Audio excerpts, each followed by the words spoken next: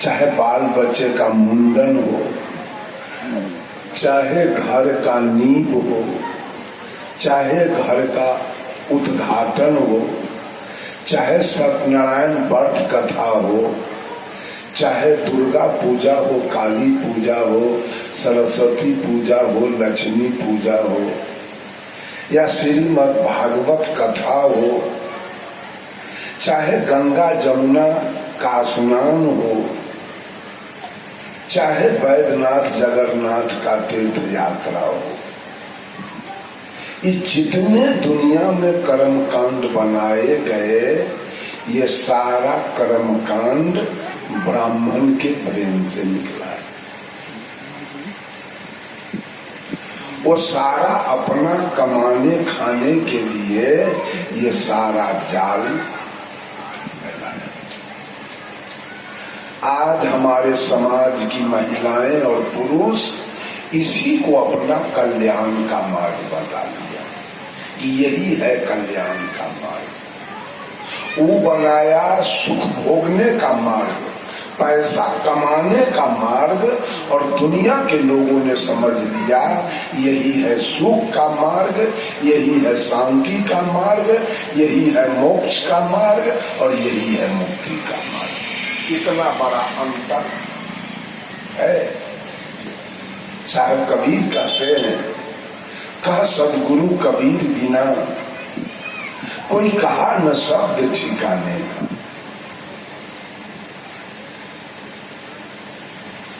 कोई लीला 24 अवतारण का, कोई कहता तीर्थ कराने का, कोई देवन कोई पीपल पूजा, कोई कहता भक्ति कराने का, कोई कहता कुछ न करना, रसना राम रटाने का सदगुरु कबीर बिना कोई कहा न शब्द ठिकाने का। सारे बड़े पंडित लोग मनुष्य को 24 अवतार में फंसा दिया। यही तुम्हारा मालिक है, यही तुम्हारे परवरदिगार है, इन्हीं की पूजा से, इन्हीं के नाम लेने से तुम्हारा कल्याण और मुक्ति हो जाए। उस 24 अवतार में 10 मुख अवतार है और 14 उप अवतार है। 10 भगवान कैबिनेट स्तर के हैं और 14 भगवान स्टेट स्तर के। 10 जो कैबिनेट स्तर के भगवान हैं, उसमें पहला अवतार है मत्स्य अवतार। लिखा गया है कि भगवान पहला अवतार मछली रूप में आए और शंखासुर राक्षस को वध किया और वेद को प्रकाश दिया। दूसरे भगवान कछुआ रूप में आए जो नरकासुर को वध किया और समुद्र मंथन के द्वारा 14 रत्न निकाला। तीसरे भगवान बड़ा रूप में आए यानी सुगर रूप में। ई दुनिया के पंडित भगवान को सुगर जोनी में भेजा है, मछली जोनी में, कछुआ जोनी में। कोई आदमी जाना चाहेंगे मछली जोनी में? कछुआ में जाएंगे, सुगर में? लेकिन भगवान को सुगर जोनी में भेजा। तीसरे भगवान बड़ा रूप में अवतार लिए जो हिरणाक्ष राक्षस को वध किया और विष्ठा में छिपी हुई धरती को बाहर निकाला। चौथे भगवान नरसिंह रूप में अवतार लिए जो प्रहलाद को रक्षा किया और हिरण्यकश्यप का कलेजा फाड़ दिया। पांचवें भगवान बावन रूप में आए जो राजा बलि से छल करके 3 डेग जमीन मांगा और 1 लाख में पताल दे दिया। छठे भगवान परशुराम रूप में आए जो 21 बार धरती को निक्षत्रिय किया। अंत में पिता के आदेश से माता का गर्दन काट दिया। सातवें भगवान राम रूप में आए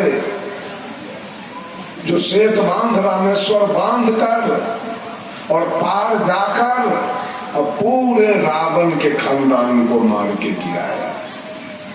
8वें भगवान कृष्ण रूप में आए, जो 16 सहस्त्र गोपी और 8 पटरानी के साथ भोग विलास करते हुए आप ब्रह्मचारी माने गए।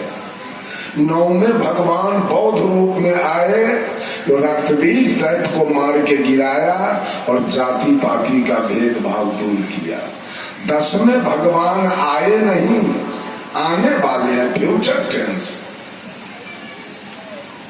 आने वाले हैं लिखा गया।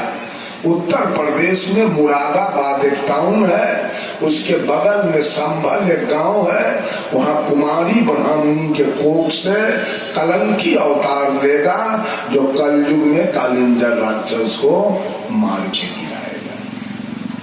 ये मुख्य अवतार है और 14 उप अवतार है। ये भगवान के पावर कुछ कम है, ये स्टेट स्तर के। इससे पहला अवतार मनु जी का है, जो जगत की व्यवस्था करने के लिए हुआ। दूसरा अवतार नारद जी का है, जो भक्ति मार्ग दिखलाने के लिए हुआ। तीसरा अवतार विष्णु संतोषी का है, जो विवेक करने के लिए हुआ। चौथा अवतार हंस सनकादिक का है, जो सदा 5 वर्ष के बाल्यावस्था में रहने के लिए हुआ। 5वां अवतार विश्व मोहिनी है, जो दैत्यों से अमृत लेने के लिए क्षीर सागर में हुआ। 6ठा अवतार कपिल जी का है, जो देवहूति और कर्दम ऋषि के मेल से हुआ और संसार को बनाया। 7वां अवतार वेद व्यास का है, जिन्होंने वेद को विभक्त करके 18 पुराण बनाया। 8वां अवतार दत्तात्रेय का है, जिन्होंने 24 गुरु करके संसार को उपदेश दिया। जब तक हृदय में शांति न मिले, निरंतर गुरु की खोज करनी चाहिए। 9वां अवतार राजा पृथु का है, जिन्होंने पृथ्वी को गौ बना के दूहा और औषधि निकाला। 10वां अवतार है ग्रीव का है, जो मधुकैटभ दैत्य को मार के गिराया। 11वां अवतार नारायण जी का है, जो धर्म भारजा से तप करने के लिए हुआ। 12वां अवतार संकादी का है, जो विचार करने के लिए हुआ। 13वां अवतार धन्वंतरी का है, जो रोग नाश करने के लिए हुआ। और 14वां अवतार यज्ञ में इंद्र की कन्या से यज्ञ करने के लिए हुआ। इस 24 अवतार में आपने सुना खून हुआ, खून सबने वध किया। इस खूनी की पूजा बताई गई, पंडितियों बताया। खूनी का पूजा करो, ठग का पूजा करो, तुम्हारी मुक्ति हो जाएगी, तुम्हारा कल्याण हो जाएगा तुम्हारे जीवन में। अच्छा एक बात बताइए, रिवाल्वर और बंदूक का राइफल ये कौन रखता है? भले आदमी की बदमाश आतंकवादी है। कबीर साहब के हाथ में क्या देखे हैं? आचार्य श्री के हाथ में क्या देखे हैं? अभिलाष साहब के हाथ में क्या देखे हैं? ज्ञान साहब के हाथ में क्या देखे? कुछ देखे हैं? और दुर्गा के हाथ में क्या देखे हैं? 1 नंबर के आतंकवादी के सब पूजा कर रहा है। कोई हाथ में लाठी है, तो कोई हाथ में भाला है, तो कोई हाथ में फरसा है, तो कोई हाथ में खप्पर है, तो कोई हाथ में सांप है, कोई हाथ में त्रिशूल है। काली के हाथ में देखिए, हनुमान जी के हाथ में देखिए, राम जी के हाथ में देखिए, भोला के हाथ में देखिए। कृष्ण की सब आतंकवादी के पूजा कर रहा है, सब सौतार के पूजा कर रहा है। औजार वाला सब क्या मुक्ति चाहता है, कल्याण चाह रहा है। अच्छा एक बात कहिए, तो देहाती कहावत में है, माय गुने बछरू और पिता गुने घोर और न बहुत थोड़ बहुत। बेटा बेटी या तो मम्मी के जैसा, न तो पापा के जैसा, यही 2 में से 1 न होता है। तो दुर्गा हमारी माँ थी, जिसको 12 गो हाथ था। एको गो बेटी के 6 गो हाथ तो होए के चाहिए। 6 गो जाए दिन 4 गो 3 गो, ये सब बूंद पानी बाबू के, बुझ गए ना। 12 गो हाथ कहीं आदमी के हुआ है और 10 गो माथा कहीं आदमी के हुआ है। ये चमत्कारी बता बता करके लूटा गया समाज। अभी देखिए पूरा समाज का पैसा लुटा रहा है। एक एक पंडित 50,000, 20,000, 40,000 में एक को पंडाल खरीदा है पूजा के नाम पर, और पूजा खत्म होगा तो एक वो पंडित का कमाई होगा 2 लाख, 1.5 लाख, 2.5 लाख, कम से कम 50,000, 10,000, 20,000, और पूरा समाज, सोलकन समाज का पैसा चला गया बाजार। अब वो बांसोट के जमा कर। आपको बैनाथ बाबा से जरूरी है, मुक्ति से जरूरी है, अब बैनाथ धाम जो पंडा बैठल ओकरा पैसा से जरूरी है। वो पैसा होगा भोला टोला से जरूरी ना है, उसको पैसा चाहिए। आप भली भोला के लिए मर जाइए, अब भोला से स्वर्ग मांग लीजिए, नरक मांग लीजिए, अब भोला को भोला टोला से कोई मतलब नहीं है। पंडा उसको नोट चाहिए, उसको पैसा चाहिए। आपके पैसा से उसके बेटी का तिलक जाता है, उसके बेटी का फलदान जाता है, उसके बाप माए का श्राद्ध होता है, उसका घर बनता है, उसका जमीन खरीदाता है, उसका बेटा पढ़ के एसपी कलेक्टर बनता है आपके पैसा। कौन इसको समझाएगा? कपाल फोड़नेगा। कबीर तो चले गए, अभिलाष साहब चले गए, धर्म स्वरूप साहब चले गए, ज्ञान साहब गए, हम सब कौन खेत के मूली हैं? के समझाएगा ही मानव को? के इसके भेजा में घुसाएगा बात को? कितनों कह के चले जाइए, और फिर वही बात। गया जिला के रहने वाले ब्राह्मण जाति के थे, रामरस द्विवेदी उनका नाम था, रामरस द्विवेदी। और जब साधु भेष में आ गए तो उनका नाम पड़ा राम रहस्य दास। उन्होंने एक भजन लिखा है पंचग्रंथी में। कितना भजन का अर्थ सुनिएगा तो दिमाग चकराएगा। ब्राह्मण होके कबीर का ज्ञान तो ऐसा है कि ब्राह्मण हो कि मुसलमान हो कि सिख हो कि ईसाई हो, सबको वेद देता है कबीर के मान। लिखा है उन्होंने, प्रभु जी, प्रभु किसको कहते हैं? सदगुरु को। गुरु जी तुम बिनु कौन छोड़ावे, महाकठिन जम जाल काल है, उससे कौन बचावे। गुरु जी तुम बिनु कौन छोड़ावे। कहते सदगुरु आपके सिवा इस संसार रूपी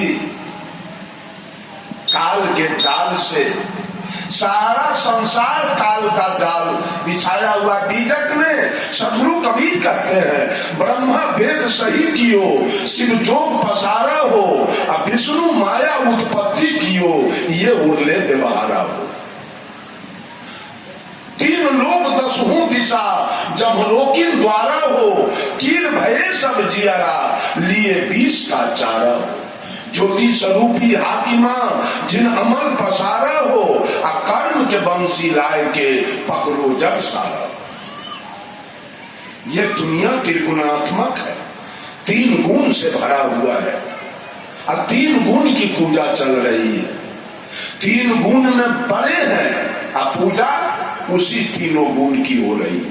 कहाँ किसकी पूजा है? काम की पूजा है, क्रोध की पूजा है, और लोभ की पूजा है। अभी क्रोध की पूजा चल रही है। दुर्गा जी 1 नंबर की क्रोधी थी, आज क्रोध की पूजा चल रही है। कभी लोभ की पूजा चलती है, और कभी काम की पूजा चल रही है। यही 3 गुण में पूरे हिंदू, मुसलमान, सिख, ईसाई, पारसी, यहूदी सब लगे हुए हैं। चाहे कबीर कहते हैं, आदि पुरुष एक वृक्ष है, निरंजन वाक्य डारा हो, त्रिदेवा शाखा है, वल्लभ है संसार। आदि यही बोलने वाला जीव, ये आदि है, था है और रहेगा। और ये प्रकृति था है और रहेगा, ये दोनों अनादि है। प्रकृति और पुरुष ये था है और रहेगा, इसको बनाने वाला कोई नहीं है दुनिया में। आदि पुरुष एक वृक्ष है, यही आदि पुरुष आत्मा अनादि है, निरंजन वाके डारा हो। इसी में से मन रूपी एक डाल, इसी आत्मा में से मन रूपी एक डाल निकला है। एक दिन आचार्य श्री से मैंने पूछा, जो कोई नहीं पूछता था वो बात हम आचार्य श्री से पूछ लिया करते थे। हमको बहुत मानते थे साहेब जी, धर्म स्वरूप साहब हमको कम नहीं मानते थे।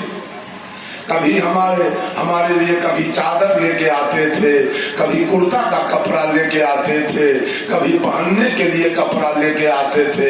एक दिन आसनी छूट गया तो बसीठ को कहे रमाशंकर साहब के लिए 2 आसनी उन्हीं का दिया हुआ ये आसनी है, आचार्य श्री का दिया। क्या कर रहे थे भुला गया बात। मैंने पूछा साहब जी मन क्या है एकांत में। उन्होंने कहा जब सुबह में जब सूर्योदय होता है और सूर्य का प्रकाश किसी पेड़ पर पड़ता है और पेड़ का जो प्रतिबिंब बनता है छाया बन जाता है ना, कहा वही मन है छाया। हम कहा तो खत्म कब होगा छाया?